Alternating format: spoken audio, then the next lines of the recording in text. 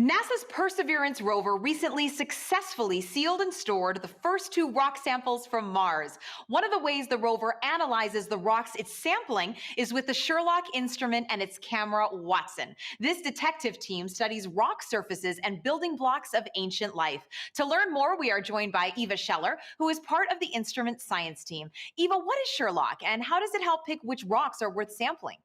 SHERLOC is a really amazing instrument. It actually stands for the Scanning Habitable Environments with Raman Luminescence for Organics and Chemicals. It has two components. One is a very good camera called Watson, and the other is SHERLOC itself, which is actually an ultraviolet laser that we use to characterize the mineralogical compounds and organics on the Martian surface.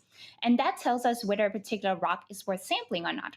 So, what has SHERLOC told us about the rocks of Jezero crater so far? SHERLOC has made really amazing discoveries. We now know that these rocks derive from a volcanic environment and that there was liquid water there in Mars's past that formed salts that SHERLOC has seen.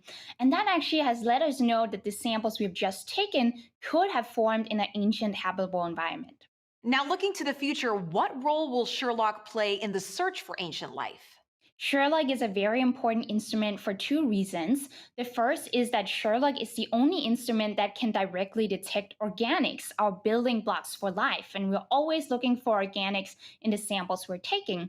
The second is that because SHERLOC characterizes the chemical composition of the rock, that helps us understand whether any samples formed in an ancient habitable environment. Well, thank you so much for joining us today, Eva. To get the latest updates, follow at NASA JPL and at NASA Persevere on social media and on the mission website, mars.nasa.gov/perseverance, where you can also find all the raw images being sent back by the rover.